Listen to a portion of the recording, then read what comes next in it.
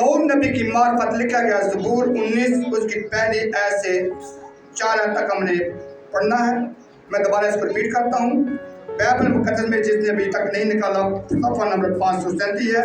کلام مقدس میں کچھ اس طرح لکھا ہوا ہے، آسمان خدا کا جلال ظاہر کرتا ہے اور فضا اس کی دستکاری دکھاتی ہے۔ دن سے دن بات کرتا ہے اور رات کو رات حکمت سکھاتی ہے۔ نہ بولنا ہے نہ کلام، نہ اس کی آواز نہ دیتی ہے، نہ اس کا سر ساری زمین پر، اور ان کا کلام دنیا کی تہا تک پہنچتا ہے۔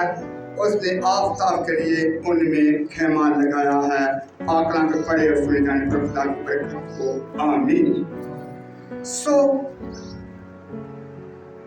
خدا باپ نے پیدائش پہلا باب اس کی پہلی آیت میں فرمایا ہے، موسیٰ نبی نے پیدائش کی کتاب کو لکھا تو خدا نے اس کو کہا اس کو قلم بند کر لے۔ تو میں نے دنیا کو، کائنات کو کیسے بنایا؟ پہلی آیت میں فرماتی ہے خدا نے ابتدا میں زمین و آسمان کو پیدا کیا اور فضا کو بنایا، اور اس کے بعد خدا نے ساری کائنات کو بنا کر چھٹے دن میں بائبل مقدس میں فرماتی ہے آدم کو خلق کیا، ہوا کو خلق کیا، ان کی زندگی میں اپنی زندگی کا دم پھونکا تو وہ دونوں جیتی جان ہوئے۔ پنجابی کا شاعر اپنی پنجابی کی شاعری میں فرماتا ہے، جدو آپ خدا نو شوق لگا ایک نکی جی کھیڑ رچان لگا۔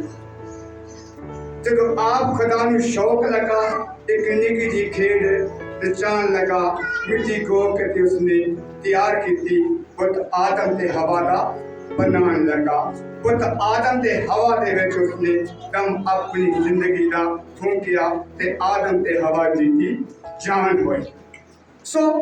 داؤد نبی فرماتا ہے زبور 19 میں، آسمان خدا کا جلال ظاہر کرتا ہے، فضا اس کی دستکاری دکھاتی ہے۔ جن کے خدا نے ابتدا میں زمین و آسمان کو بنایا۔ اب داؤد نبی اس بات کو ظاہر کرتا ہے کہ خدا نے ابتدا میں زمین و آسمان کو بنایا، اس کی ساری کائنات کو خلق کیا، اس کے چھٹے دن خدا نے آدم اور ہوا کو بنایا، ان کے اندر اپنی زندگی کا دم پھونکا تو وہ دونوں جیتی جان ہوئے۔ جب داؤد آتا ہے تو پھر اسی بات کو دہراتا ہے، وہ کہتا ہے سبحان خدا کا جلال ظاہر کرتا ہے اور فضا اس کی دستکاری دکھاتی ہے، دن سے دن بات کرتا ہے اور رات کو رات حکمت سکھاتی ہے۔ خدا نے آدم سے ہوا سے وعدہ کیا تم باغ عدن کے اندر رہو، اس باغ عدن کا پھل کھاؤ، لیکن ایک درخت کا پھل نہ کھانا، جس دن تم نے اسے کھایا تو تم مر جاؤ۔ خدا کی اور آدم کی ادھوری ہو گئی تو خدا نے وعدہ کیا باغ عدن کے اندر کہ میں اس دنیا میں نجات دہندہ بھیجوں گا جو اس گناہ کو ختم کرے گا، اور وہ آپ کا اور میرا آقا یسوع مسیح اس دنیا میں تشریف لایا تو اس نے اس لڑائی کو دور کر دیا۔ لکھا ہے نہ بولنا ہے نہ کلام، نہ اس کی آواز سنائی دیتی ہے، ان کا سور ساری زمین پر اور ان کا کلام دنیا کی تہا تک پہنچتا ہے۔ خدا باپ کا بیٹا یسوع مسیح ظاہر کرتا ہے، ان کا کلام دنیا کی انتہا تک پہنچتا ہے۔ خدا کہتا تھا ہو جا تو ہو جاتا تھا، اب خدا کا بیٹا یسوع مسیح فرماتا ہے ہو جا تو وہ ہو جاتا ہے۔ خدا باپ کا کلام، اس کے بیٹے ہمارے خدا یسوع مسیح کا کلام دنیا کی تہا تک پہنچتا ہے۔ خدا نے آفتاب میں खैमा लगाया, क्योंकि लिखा है उसने आफताब की ओर में खैमा लगाया। अब खैमा कौन है? ये जो हम दुनिया आसमान को खुदा ने बनाकर सारी कायनात को बनाकर खत्म किया, छठे दिन में आदम और हवा को बनाया और 7वें दिन को खुदा ने भरकर ये खैमा लगा हुआ है पूरी दुनिया में। यानी कि ये दुनिया जो आसमान है बगैर ऐसे किसी सहारे के खड़ा है, जमीन बगैर किसी सहारे से। तो खुदा ने खैमा लगाया, खुदा ने आफताब को बनाया, सूरज को बनाया, चांद सितारों को बनाया, इस जमीन पर रोशनी। आए कलाम का सुनिए, आगे बढ़ते हुए ज़बूर 28 को देखते हैं, उसकी 5 और 7 आयत बिन मुकद्दस के तिलावत के हवाले की तिलावत करेंगे। उसकी 5 से 7 आयत। सो एक दफा मैं फिर तो हवाला रिपीट करता हूँ, अगर किसी ने निकालना है तो ज़बूर 28 सफ़ा नंबर है 542। तो दो नबी इस तरह फरमाते हैं, वो खुदावंद के कामों और उसकी दस्तकारी पर ध्यान नहीं करते, इसलिए वो उनको गिरा देगा फिर नहीं उठेगा। खुदावंद मुबारक हो, इसलिए उसने मेरी मिन्नत की बात सुन ली। खुदा मेरी कुव्वत और मेरी शुक्र है, मेरे दिल ने उस पर तवक्कुल किया है और मुझे मदद मिली है, इसलिए मेरा दिल है शादमान है, मैं गीत गाकर उसकी सताइश करूंगा। पाकला के पढ़े सुनिए तमाम की बरकत हो, आमीन। सो हमने ज़बूर 28 में अभी पढ़ा, देखा उसकी दस्तकारी पर वो लोग ध्यान नहीं देते। कौन लोग हैं जो उसकी दस्तकारी पर ध्यान नहीं देते? वो लोग हैं जिन्होंने अपने निजात दहिंदा यीशु मसीह को अभी तक कबूल नहीं किया। वो उसकी दस्तकारी पर ध्यान नहीं देते, उसके कामों पर ध्यान नहीं देते। वो कहते हैं खुदा नहीं है, खुदा नहीं है, इसलिए उसकी दस्तकारी पर वो ध्यान नहीं देते, इसलिए वो ध्यान नहीं करते, वो उसकी बात को मानते नहीं। यीशु मसीह के उन्होंने निजात दहिंदा नहीं माना, उसके बेटे यीशु मसीह को वो नहीं फॉलो करते, उसकी बातों पर अमल नहीं करते। फिर वो खुदा की बनाई हुई चीज़ों पर कहते हैं कि उसकी दस्तकारी पर ध्यान नहीं करते, इसलिए वो उनको गिराएगा फिर वो उन्हें ही उठाएगा। खुदावंद मुबारक। दाऊद नबी फरमाता है, वो लोग जो खुदा को नहीं मानते, उनकी उसकी दस्तकारी पर ध्यान नहीं देते, इसलिए वो उनको गिरा देगा। खुदा उनको क्या करेगा? गिरा देगा, फिर क्या करेगा? उनको नहीं उठाएगा। फिर वो आगे बोलता है खुदावंद मुबारक। दो नबी फरमाते हैं, लेकिन खुदा उनको गिराएगा, उन लोगों को गिराएगा जो उसकी दस्तकारी पर ध्यान नहीं देते, उसके कामों पर ध्यान नहीं देते, उसकी बातों को फॉलो नहीं करते, खुदा को नहीं मानते, उनको गिरा देगा।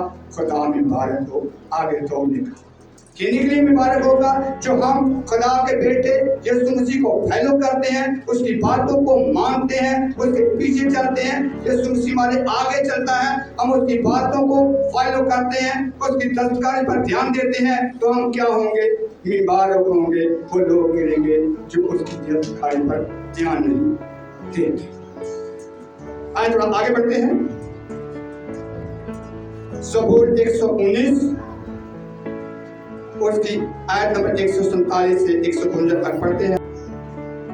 मैंने कोफ फूटने से पहले फरियाद की, मुझे तेरे कलाम पर तमाद है, मेरी आंखें रात के हर पैर से पहले खोल गई। तेरे कलाम पर ध्यान करूंगा, अपनी शुक्र के मुताबिक मेरी फरियाद सुन। ऐ खुदावंद अपने हकाम के मुताबिक मुझे जिंदा कर। जो शराब के दर पे रहते हैं वो नज़दीक आ गए, वो तेरी शरीयत से दूर हैं।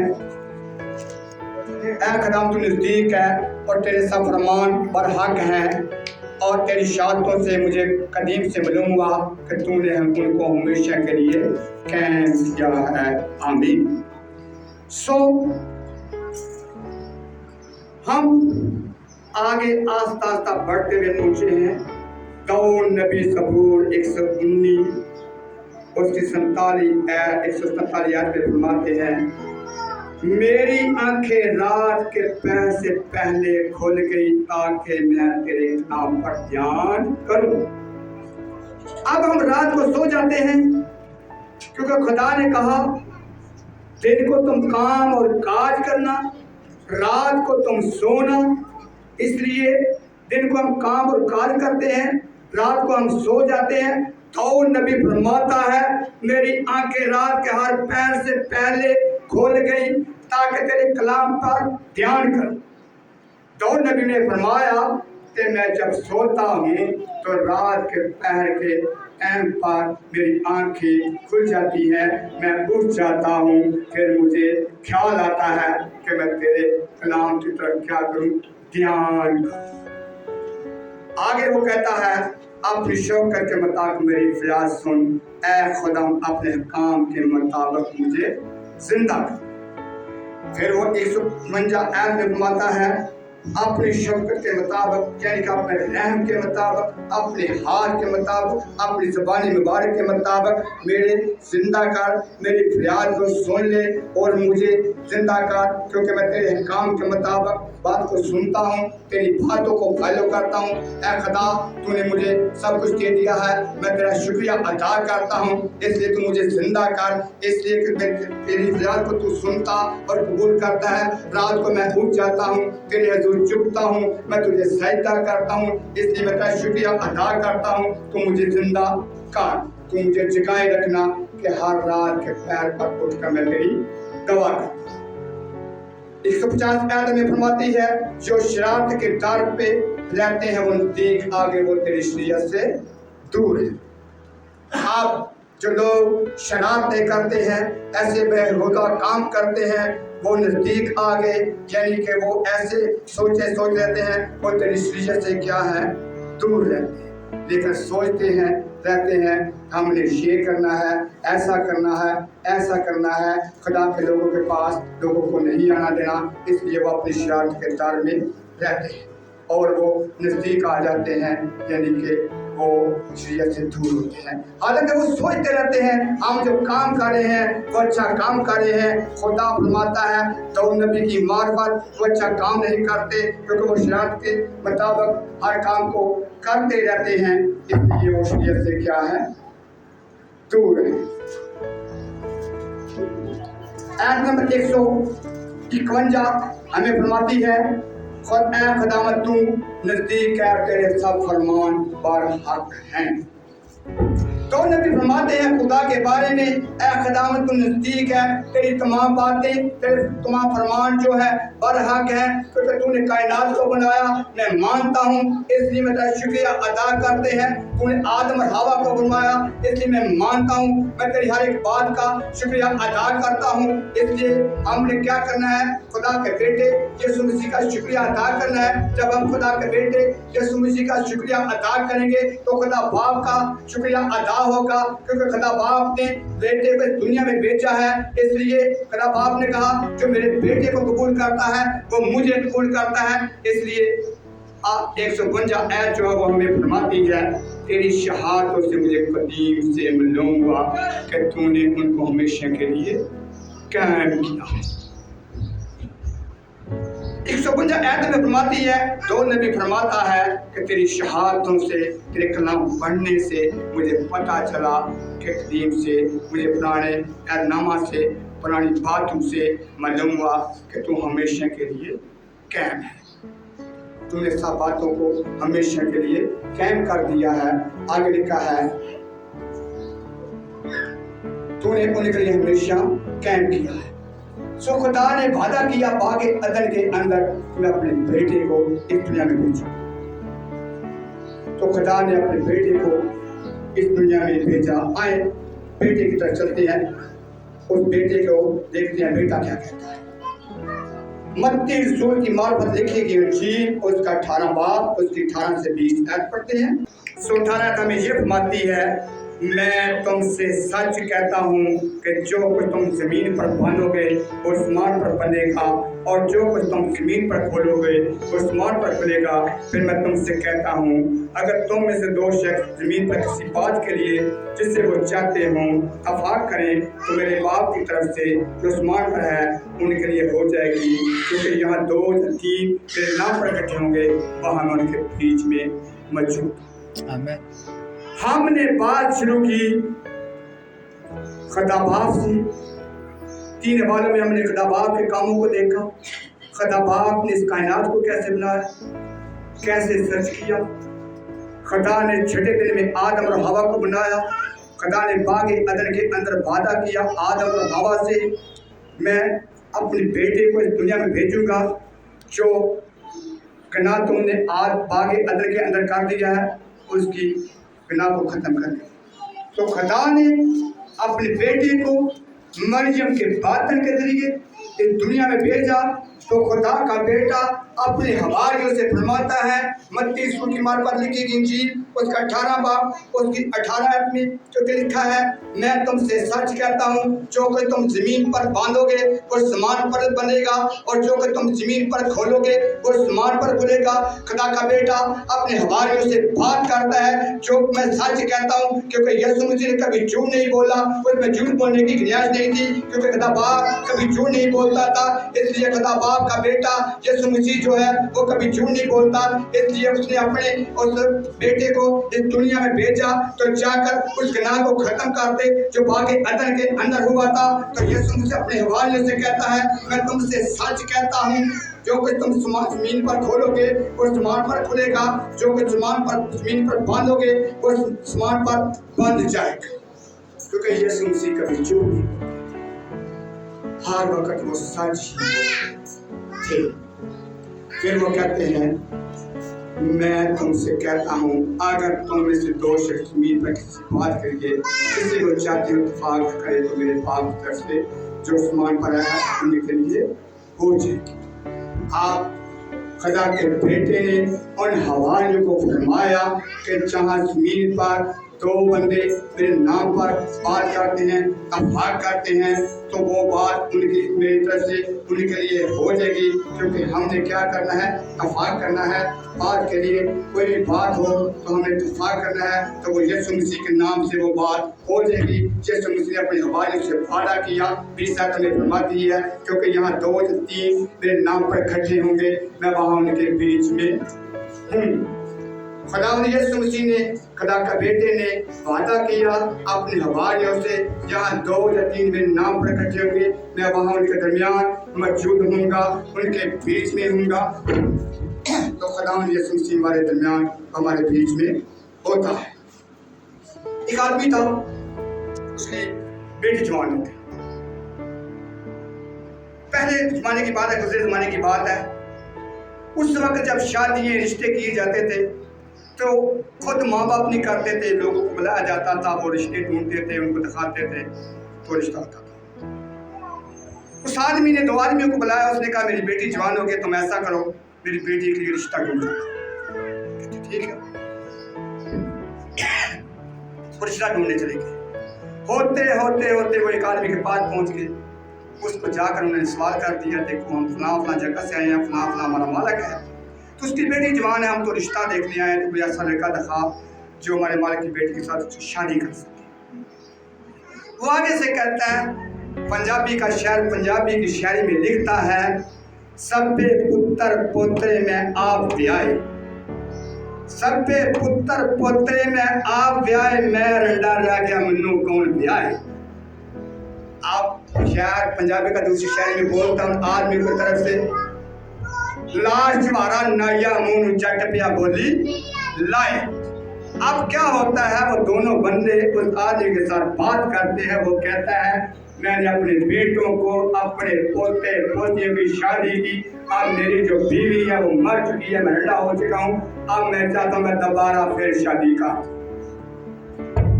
تو وہ آدمی دوسرا کہتا ہے اس کے ساتھ ہاں پھر اس کو شمارہ لگاؤ، انگلی کو شمارہ لگایا جاتا ہے، تو اس کی رشتہ ہو گیا، رشتہ پکا کر دیا، رشتہ پکا ہو گیا۔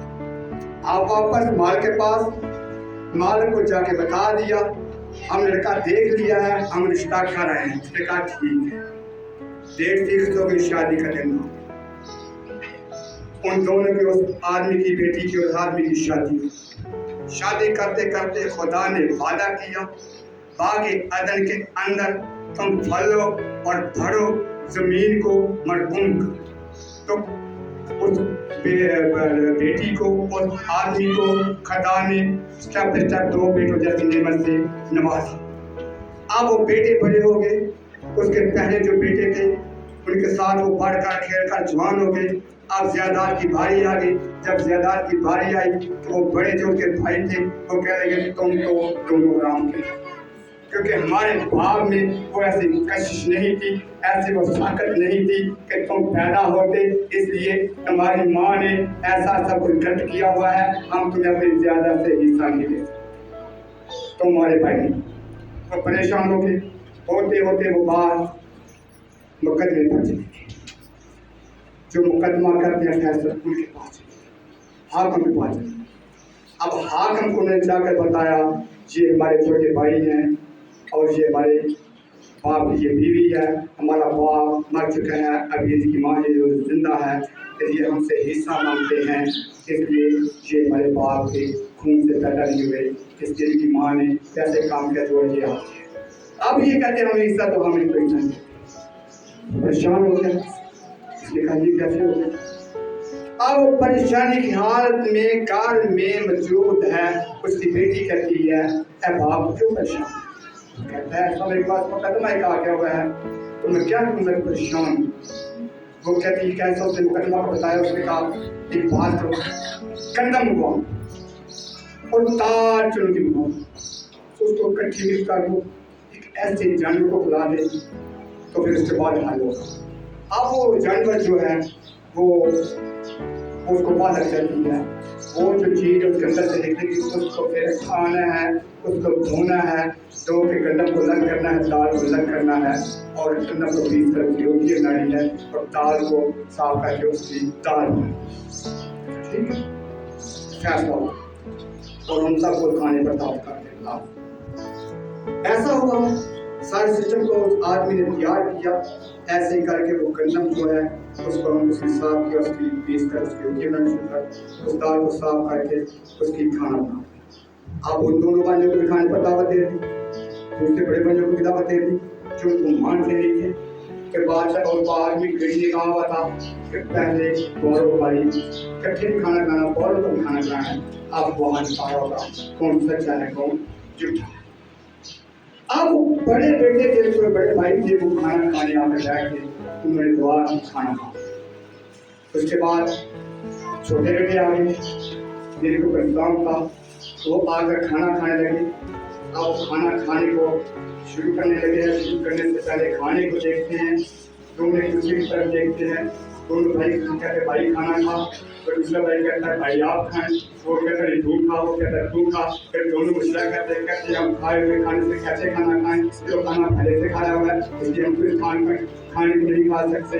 اب آج بھی بیٹی کہتی ہے اب یہ سچے ہیں اس لیے یہ اپنے باپ کا خون ہے. جو پہلے بھائی تھے اور جھوٹے تھے انہوں نے اس پر الزام لگا دیا، اس لیے یہ سچے ہیں. اس لیے خدا میں قدس میں خدا مجھے مسیح کے بارے میں لکھا ہوا ہے، میں تم سے سچ کہتا ہوں جو میرے بیٹے کو قبول کرتا ہے وہ مجھے قبول کرتا ہے، خدا باپ کو قبول کرتا ہے. اس لیے خدا کے خادم لوگوں کے گھروں میں جب جاتے ہیں تو وہ خدا کی طرف سے بھیجے ہوئے ہوتے ہیں. جب وہ خادم کو قبول کرتے ہیں تو وہ یسوع مسیح کو قبول کرتے ہیں، وہ خدا کے باپ کو قبول کرتے ہیں. اس لیے ہم نے یسوع مسیح والا نجات زندہ ہے، ہم نے اس کے پیچھے چلنا ہے، اس کو فائدہ کرنا ہے. کیونکہ خدا یسوع مسیح نے خود فرمایا جس گھر میں بھی جاؤ اس کی سلامتی چاہو. اس لیے ہم نے جہاں بھی جانا ہے اس گھر کی سلامتی چاہنی ہے، ہم نے اس کی برکت چاہنی ہے. اس لیے جو ہمیں قبول کرتے ہیں وہ خدا کو قبول کرتے ہیں، وہ ہمیں قبول نہیں کرتے. کیونکہ یسوع مسیح میں جھوٹ کی بات نہیں ہوتی. یسوع مسیح نے خود فرمایا جو تمہیں قبول کرے گا